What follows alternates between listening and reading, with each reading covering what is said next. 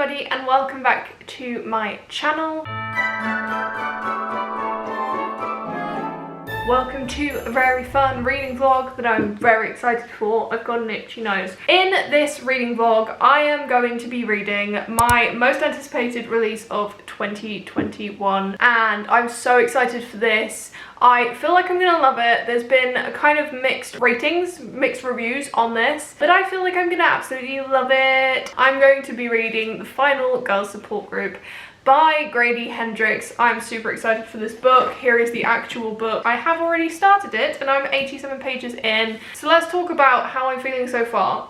I'm basically loving it. I've started tabbing it, you can't really see it. The things that I've tabbed so far have been references to slasher films, and then I kind of have bits that I find to be maybe a little bit funny or like interesting. I also am trying to tab the bits where it kind of brings up the exploitation of people who have gone through shit things, because that is one thing that this book really works with. This actually basically builds off of the story of these women who are final girls in real life. So they have been part of some kind of horrible event, some kind of massacre, each of them individually, and have ended up being final girls. So they are these final girls and they go to this support group. Their stories have basically been taken and exploited to create these horror movie franchises that people are absolutely obsessed with, putting themselves in danger. And just the fact that there are so many slasher references. I love a good slasher, so anytime someone refers to it, even if it's like a blatant rip-off, which this basically is, like the characters are literally like to a T. You can just tell if you have watched horror movies, if you know the summaries of horror movies, like you will just know that like which final girls they are. And I've been loving that. It's been a bit of a puzzle for me. I've been like reading this, like what's going on with these people, and then being like, ah, that's definitely Sydney from Scream. One of the things that I really like is the titles of the chapters. So we start off with the Final Girl Support Group, and then we go on to the Final Girl Support Group 2, Final Girl Support Group 3D, the Final Girl Support Group's New Nightmare, which is obviously like Wes Craven's New Nightmare. It is just, I'm really enjoying this, guys. Can you tell that I'm really enjoying this? Last night I was reading the Final Girl Support Group and I got to page 177.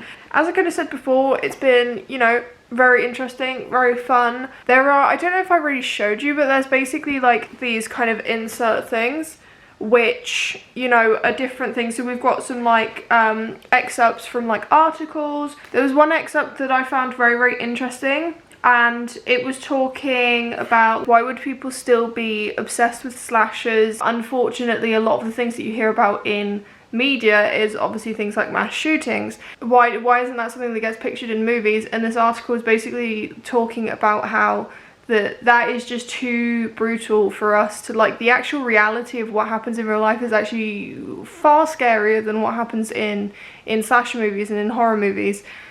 And it's something that our brains can't comprehend, even though it's something that happens in real life. Like, we can't, the idea of having to like translate that to the screen is too scary for us, that it's not something that does. There's almost like a retrieval, it's almost like a step down to be able to escape into slasher movies, because they just don't seem as horrifying as the real world can be. So it's just a very interesting thing to talk about. I think there is definitely a lot of things that have been brought up in this book. I think sometimes slashers get labelled as just being like fun and campy, and I mean obviously they're not Oscar worthy, they're not going to be nominated for anything, they're not like that thought-provoking as such, but I mean if you look at the deeper meaning of like why do people make these kind of movies, it's actually very interesting. Originally I was going to just keep this vlog to being a Final Girl Support Group vlog, but I've realised that like I've only done literally an intro and one update and I'm already halfway through, so I didn't know how interesting this vlog is going to be if I just did it that way. So I'm just going to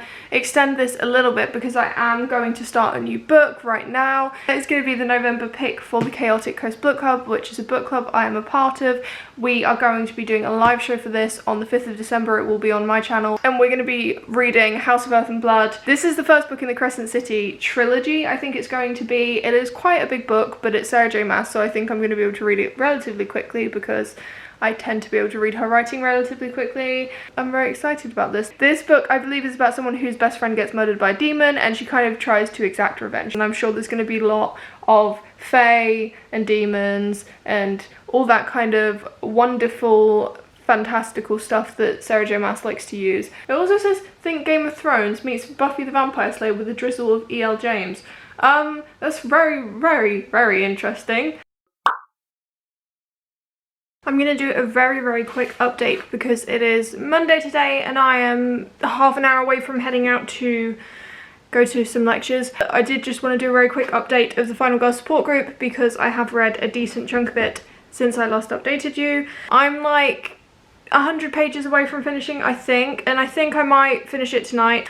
This has had some really weird turns, like some really weird things have happened and things that I just didn't expect at all.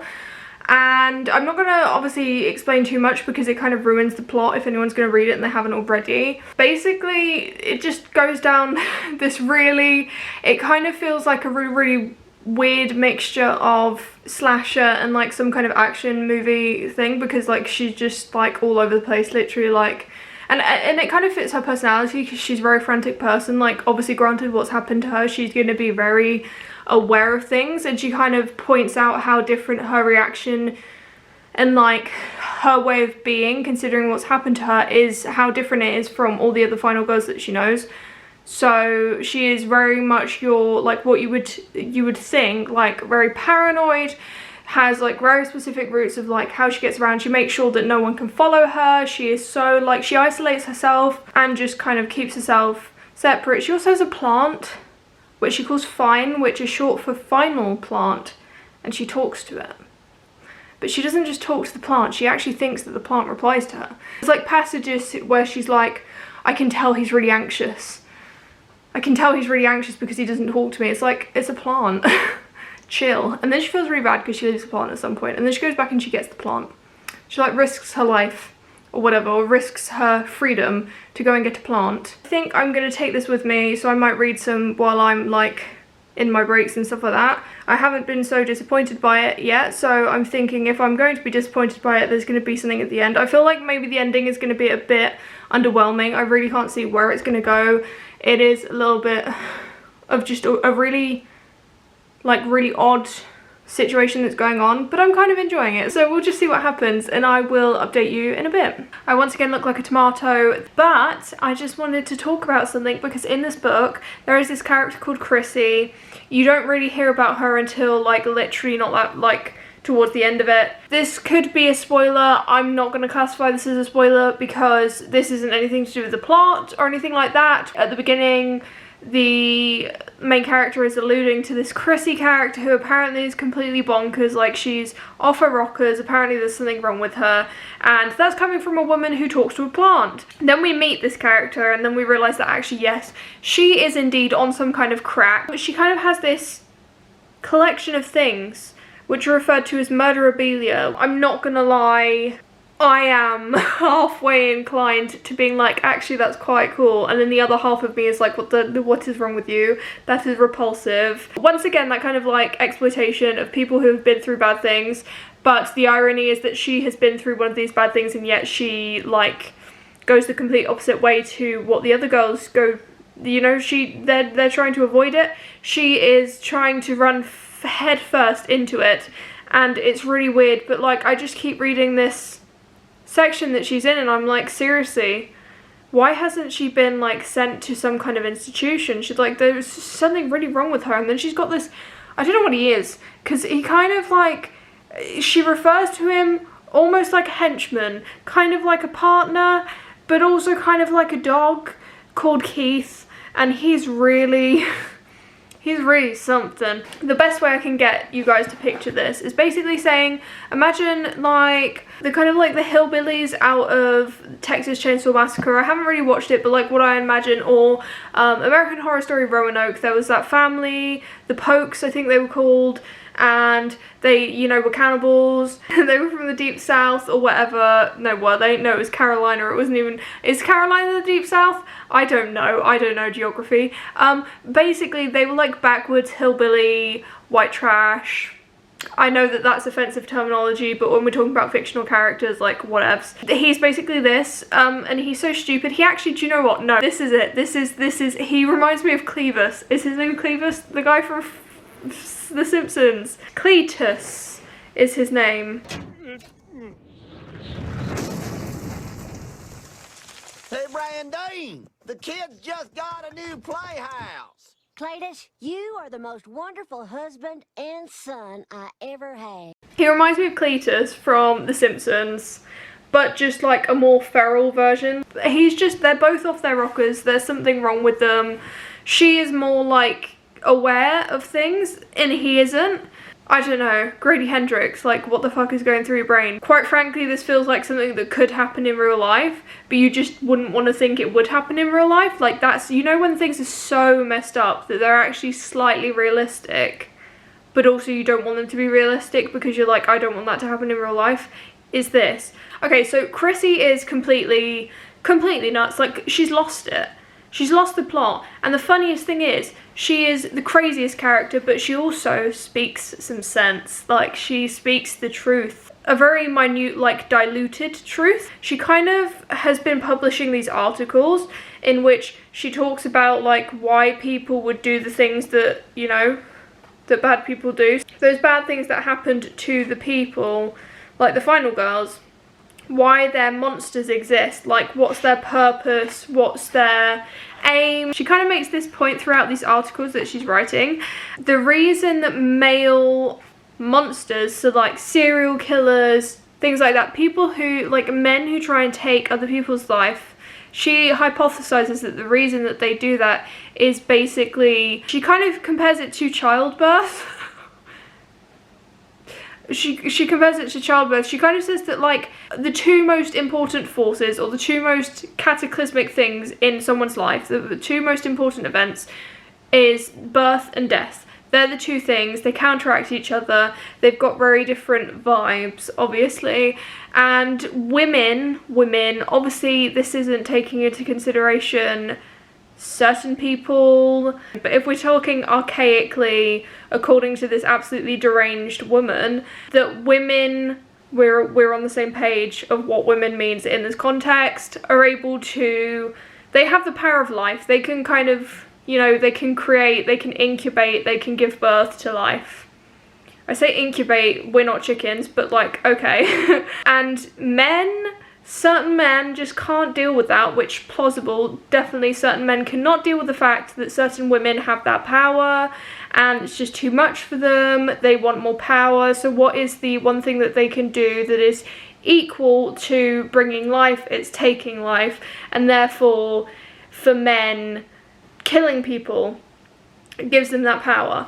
The packaging of it is questionable, but I think the sentimentality, the idea of it behind, like the idea that like some men just can't take the fact that that certain women have that much power, I don't think it's, I mean, I think there's definitely some very, very misogynistic men that have that thought process, but I think that for the people, and men in particular, that take life from other people in a very cold-blooded way with no other motive except from just killing people, having this urge to kill people, there probably is that kind of element of power. Like, it is the most powerful thing that you can do is take away someone's life. I think that, like, that makes a lot of sense. I kind of agree with that.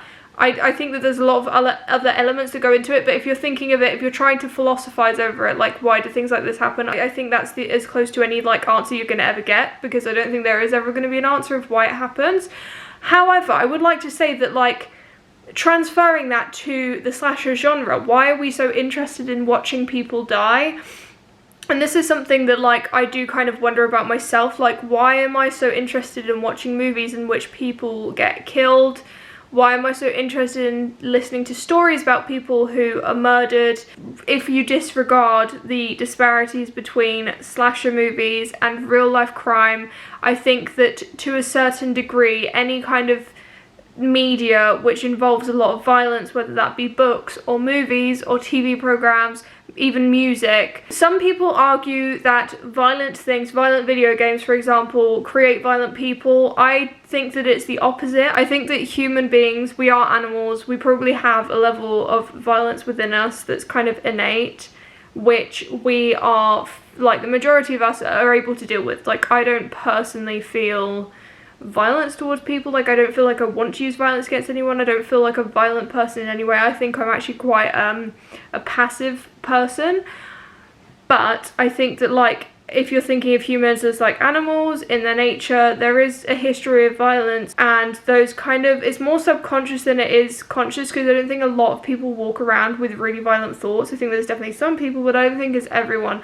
But I think that those subconscious, that's kind of subconscious anger and violence and just negative feelings and thoughts can be to a certain degree dealt with through watching violent movies and playing violent games and stuff like that. So I actually think that it's the opposite of what people say of like violent things make people more violent. I actually think that they're almost like coping mechanisms in a very obscure way. But that's not something I really want to, that's up for interpretation, discussion, whatever. I don't really want to get into an argument about it, but that's kind of my personal thoughts. Also, I'm kind of like just spiraling now, so I just came on to say that Chrissy is crazy, and then moved on to Chloe is potentially a little bit crazy in her theories. A lot of people said that when they read this book, that the thing that they liked the most was the kind of like discussion of final girls and slash movies and stuff like that, and I can see that. That is definitely what I'm picking up on. Those are the vibes. The actual story in itself is a bit whack, like it's a bit all over the place, and I kind of am living for it. I kind of love really crazy stories. Today is Tuesday.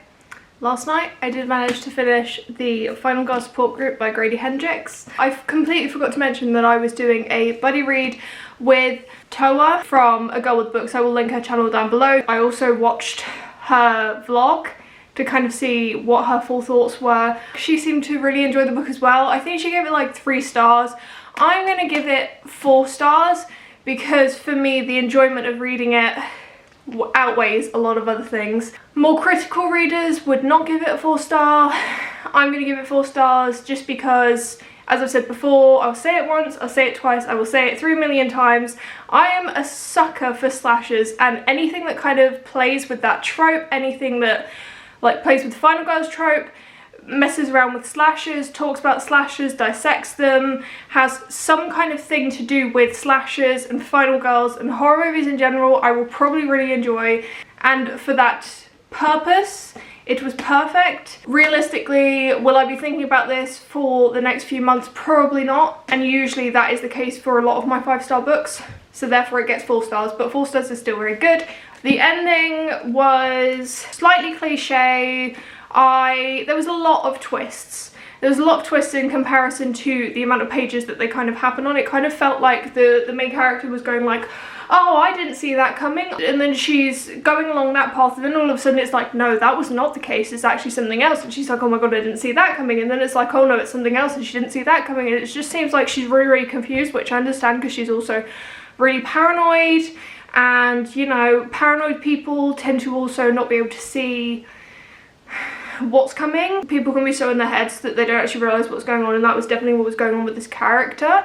There was one twist, which was kind of, I guess, the initial like sharp turn, if that makes any sense, because she kind of figures this thing out. She's trying to figure out like who's responsible for all these bad things that are happening, and she has this thought process of, oh, it must be this one person, and then we kind of have this really sharp turn of like, it's not this person, it's actually this person.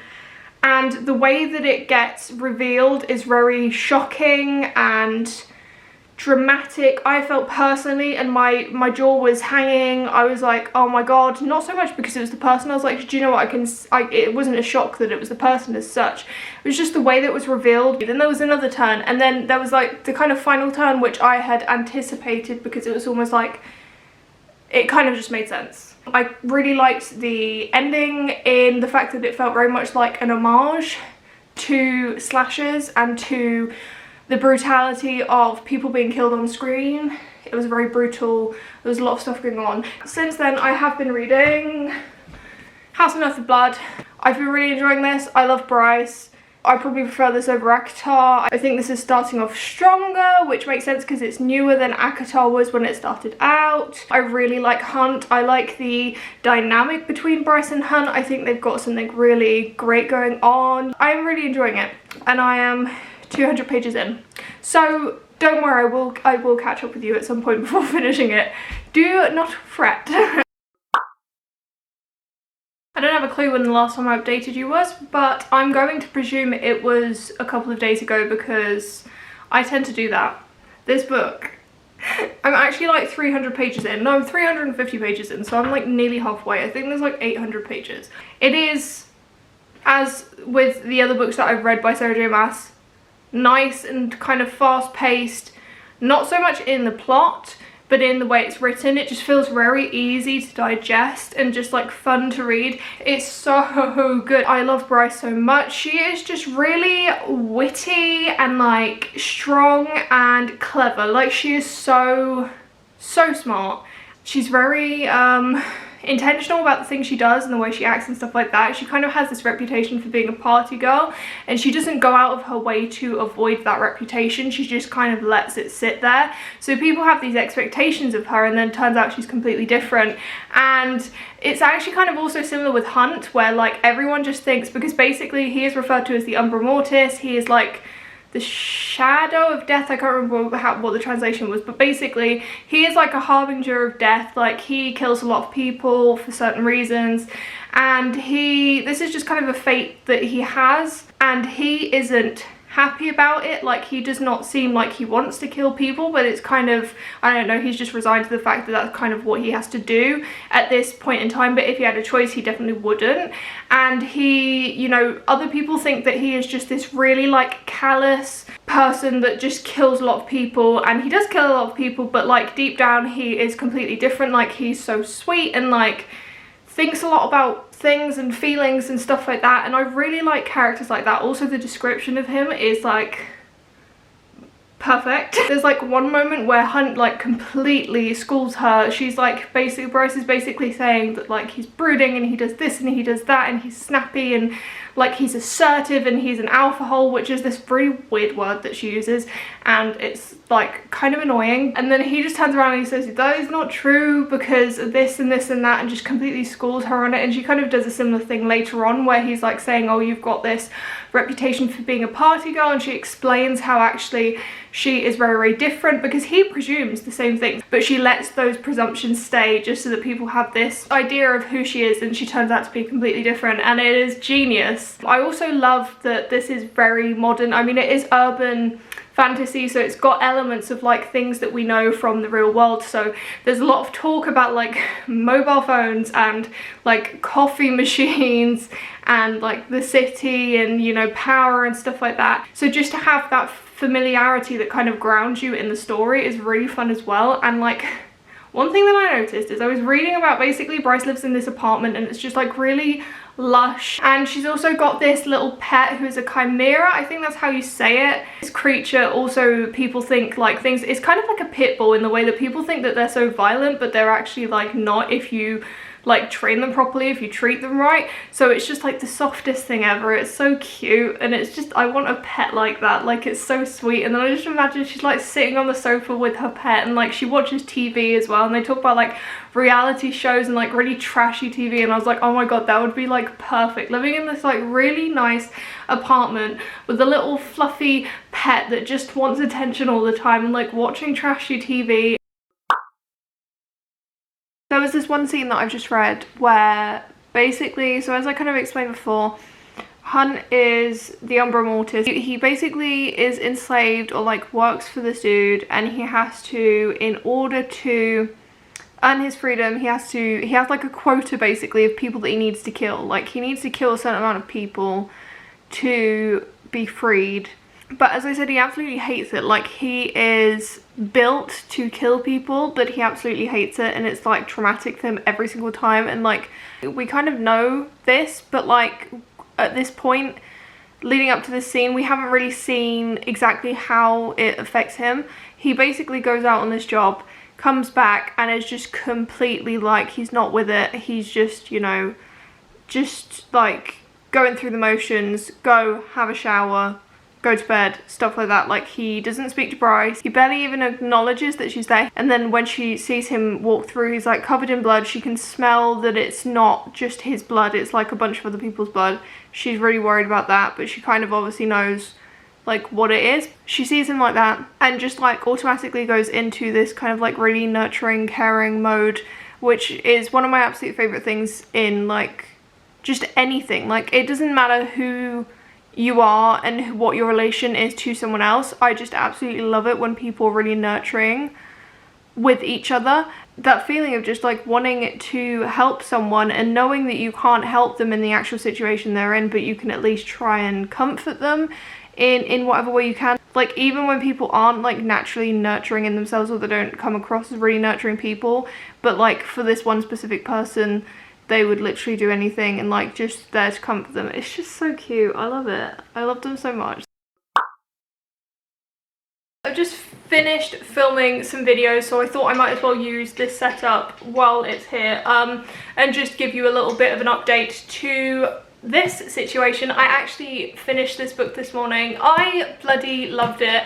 I'm not going to say too much because we are going to be doing a live show, which will be, I believe, this Sunday when you're watching this. If you have read this book, then please be there, because I guarantee you this is going to be one of the best book discussions, or like the most fun book discussions I've ever had, I think. I gave it 5 stars, big surprise there.